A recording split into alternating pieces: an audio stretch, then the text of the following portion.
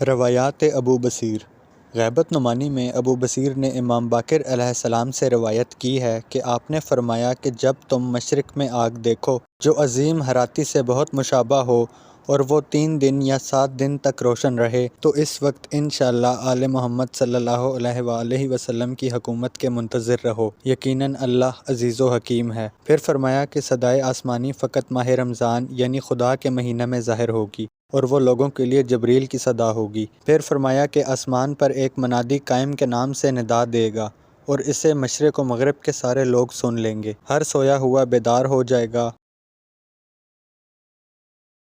اللہ اس پر رحم کرے جو اس صدا سے عبرت حاصل کرے، اس لیے کہ پہلی صدا جبریل امین علیہ السلام کی ہوگی۔ آپ نے فرمایا کہ خروج قائم سے قبل یہ دونوں آوازیں حتمی ہیں، ایک آسمان کی آواز ہوگی جو جبریل کی ہوگی اور دوسری زمین کی آواز ہوگی جو ابلیس لعین کی ہوگی، جو فلاں شخص کے نام سے دے گا کہ وہ مظلوم قتل ہوا ہے۔ اس آواز کے ذریعے فتنہ پھیلانا چاہے گا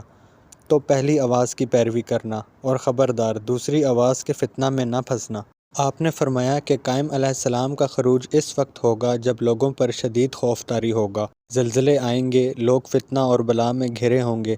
اور اس سے قبل طاعون ہوگا اور عرب کے درمیان تلوار چل رہی ہوگی، لوگوں میں شدید اختلاف ہوگا، وہ امور دین میں مختلف رائے ہوں گے اور ان کی حالت متغیر ہوگی، یہاں تک کہ لوگوں کی اذیت رسانی اور ایک دوسرے کے ساتھ درندگی کو دیکھ کر تمنا کرنے والے موت یا ظہور مہدی کی تمنا صبح و شام کریں گے، اور وہ اس وقت خروج کرے گا جب لوگ مایوس اور نا امید ہو چکے ہوں گے۔ مبارک ہے وہ جو اسے دیکھے اور اس کے انصار میں شامل ہو جائے، اور وائے اس شخص پر جو اس سے دشمنی اور مخالفت کرے اور اس امر کی بھی مخالفت کرے اور اس کے دشمنوں میں ہو۔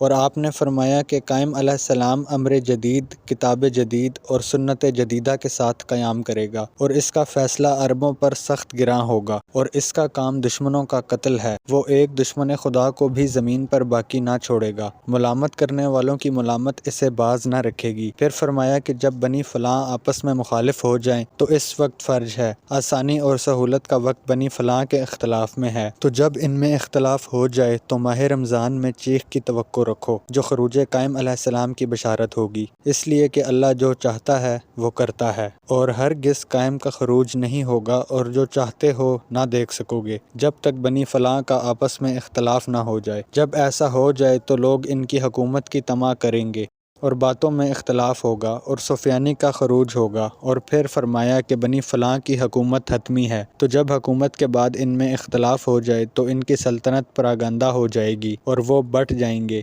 یہاں تک کہ خراسانی اور سفیانی ایک مشرق سے اور ایک مغرب سے ان پر خروج کریں گے، اور یہ دونوں دوڑ کے گھوڑوں کی طرح ایک ادھر سے ایک ادھر سے تیزی سے کوفہ کی طرف چلیں گے، یہاں تک کہ بنی فلاں کی ہلاکت ان دونوں کے ہاتھوں ہوگی اور یہ ان میں سے ایک کو بھی باقی نہ چھوڑیں گے۔ پھر فرمایا کہ سفیانی اور یمانی اور خراسانی کا خروج ایک ہی سال، ایک ہی مہینہ اور ایک ہی دن میں ہوگا، اس ہار کی طرح جس کے دانے نظم اور ایک دوسرے کے بعد ہوں۔ اس وقت ہر طرف مایوسی ہوگی، وائے ہو اس پر جو ان کی مخالفت کرے۔ ان پرچموں میں یمانی کے علاوہ کوئی پرچم ہدایت نہیں ہے، اس لیے کہ وہ لوگوں کو تمہارے امام علیہ السلام کی طرف دعوت دے گا، تو یمانی خروج کرے تو اس کی طرف جاؤ، اس لیے کہ اس کا پرچم ہدایت ہے، اور کسی مسلمان کے لیے جائز نہیں کہ اس سے کجی اختیار کرے، اور اگر کسی نے ایسا کیا تو وہ جہنمی ہے، اس لیے کہ یمانی لوگوں کو حق اور صراط مستقیم کی دعوت دے گا۔